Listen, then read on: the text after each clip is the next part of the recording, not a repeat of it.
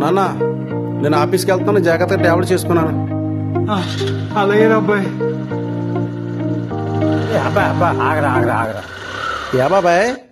నీకో విషయం చెప్పాలరా. ఏంటి బాబాయ్? ఏ మీ కోళ్ళని సరిగ్గా చూసుకోవటం లేదా? రే అబ్బాయి, మీ ఆవిడి మీ నాన్నే చాలా ఇబ్బంది పెట్టేస్తుందిరా. ఇంటి పని, వంట పని, బట్టలు ఉతికిస్తాం, అడ్డమైన సాగిరి చేయించుందిరా. అదేంటి బాబాయ్, నా ముందు బాగానే చూసుకుంటుంది, అలాంటిది ఏమీ లేదే. సరే బాబాయ్, నేను చూసుకుంటానులే. సర్లేరా, కొత్త ఆలోచించు.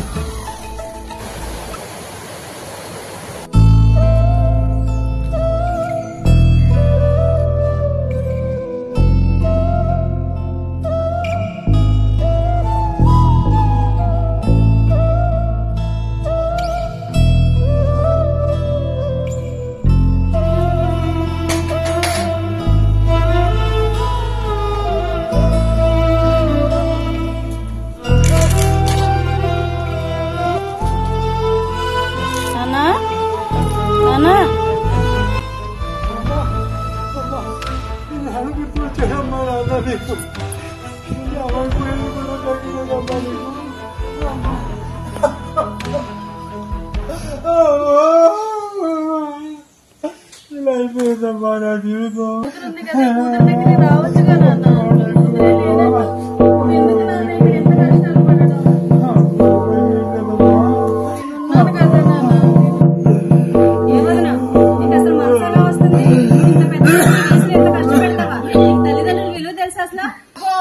వచ్చిందమ్మా వయ్యారి. ఇన్నాళ్ళు నాన్న విలువ తెలితే అక్కడ ఎందుకుంటావు?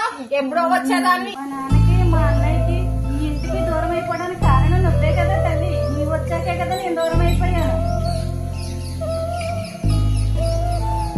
ఇంత జరుగుతుంటే ఏం చేస్తున్నావురా?